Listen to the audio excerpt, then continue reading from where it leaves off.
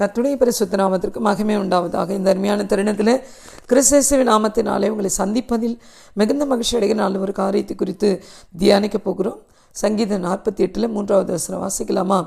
அதன் அரண்மனைகளில் தேவன் உயர்ந்த அடைக்கலமாக அறியப்பட்டிருக்கிறார். ஆமென், அல்லேலூயா. கர்த்தருடைய பிள்ளைகளை ஆண்டவர் எப்படி நமக்கு அறியப்பட்டிருக்கிறார், நமக்கு தெரிவிக்கப்பட்டிருக்கிறார் அப்படின்னு இன்றைக்கு தியானிக்க போகிறோம். அரண்மனைகளில் தேவன் உயர்ந்த அடைக்கலமாக அறியப்பட்டிருக்கிறார். உங்களுக்கு அவர் எப்படி இருக்கிறாரு? அப்பாவா, நல்ல நண்பனா, உங்களுடைய ரகசிய சிநேகிதனா? அப்படி தானே ஏசப்பாவை நீங்கள் பார்க்குறீங்க இல்லையா? ஆனால் இங்கே சொல்லப்பட்டிருக்கிறது அவர் உயர்ந்த அடைக்கலம். நிறைய இடத்துல இது எழுதப்பட்டிருக்கு இல்லையா? உயர்ந்த அடைக்கலம். அடைக்கலன்னா என்னப்பா? அடைக்கலன்னா என்னன்னு உங்களுக்கு தெரியுது? அடைக்கலன்னா பாதுகாப்பு, பெட்டகம், பாதுகாப்பு. சரிங்களா? ஒரு இடத்துல இஸ்ரவேலர்கள் தவறு செஞ்சிட்டாங்க அப்படின்னிட்டா அடைக்கல பட்டணம்னு ஒன்று வச்சுருந்தாங்க. அவங்க தப்பு பண்ணுவேன், அந்த பட்டணத்துக்குள்ளே ஓடி வந்துட்டு அவனை யாரும் எதுவுமே செய்யக்கூடாது. இதுதான் அடைக்கலம் அப்படின்னு சொல்லப்பட்டிருக்கிறது. இது தங்குகிற இடம் என்பதை மாறி அது பாதுகாப்பின் இடமாக மாறுகிறது. அப்போ எனக்கு ஆண்டவராக இயேசு கிறிஸ்து எப்படி உங்களுக்கும் எனக்கு அறியப்பட வேண்டும்?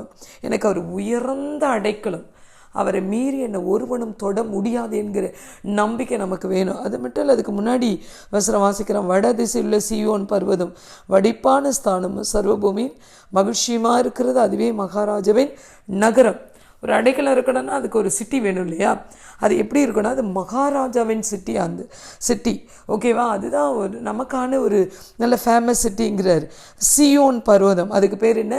சீயோன் பர்வதம். தெரியுதுங்களா? இப்போ உங்களுக்கு பரலோக ராஜ்யம், அருமையான தேவன் தங்கி இருக்கிற ஸ்தானம், இதை தான் நமக்கு அடைக்கலப்பட்டனமாக கர்த்தர் காண்பிக்கிறார். இது எங்கே இருக்குன்னா வடதிசையில் இருக்குது, அது அழகாக இருக்கிறது, அதுதான் சர்வபூமியின் மகிழ்ச்சி என்று சொல்லப்படுகிறது. இன்றைக்கி ஆண்டவருடைய பிள்ளைகளை, வேதத்தை எடுத்து வாசிக்கிற உங்களுக்கு எனக்கும் இது நிச்சயமாய் புரிந்திருக்கிறது. காரணம் என்னன்னா, இது அவருடைய பூமி. ஆமேன். இது யாருடைய பூமி? அவருடைய பூமி. இந்த பூமியை அவர் தான் உண்டாக்கினார். இதுக்குள்ளே நீங்களும் நானும் வாழ்ந்து கொண்டு இருக்கிறோம். நிச்சயமாக ஒரு நாள் அவரை சந்திக்க கிளம்பி போவோம், இல்லை அவருடைய வருகை இருக்கும், ஆனால் அவருக்கு எதிர்கொண்டு போவோம். இதெல்லாம் நடக்கும் இல்லையா? அதற்கு முன்னதாக ஒரு காரியம் என்னென்னா, இந்த பூமியிலே வாழ்வதற்கு என்னை கர்த்தர் தகுதிப்படுத்தி இருக்கிறார். இது பூமியின் மகிழ்ச்சியுமாக இருக்கிறது. அந்த ஸ்தானம் எப்படி இருக்குதா? பூமியின் மகிழ்ச்சியுமாக இருக்கிறது. ஆமீன்.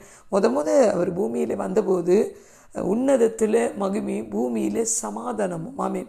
அப்போ இந்த காரியங்கள்லாம் ஆண்டவருக்கு பிரியமாய் நடக்கிறது. இந்த நாளில் கர்த்தருடைய ஆவியானவர் சொல்லுகிறார், அவர் உங்களுக்கு அடைக்கல மட்டுமில்லை, அவருடைய காரியங்கள் உங்களுக்கு மகாராஜாவின் நகரத்திலிருந்து வருகிறது, அது சீயோன் பர்வதத்தில் இருக்கிறது.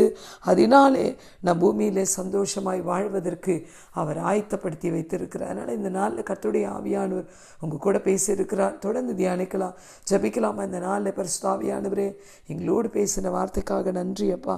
எங்களுக்கு எந்த அடைக்கலமாக இருப்பவரே, உங்கள் கோடி ஸ்தோத்திரம். தொடர்ந்து ஆளுகை செய்யுங்க. கேட்க போகிற பிள்ளைகளை ஆசீர்வதியும். இயேசுவின் நாமத்தில் பிதாவே, ஆமென். God bless you all.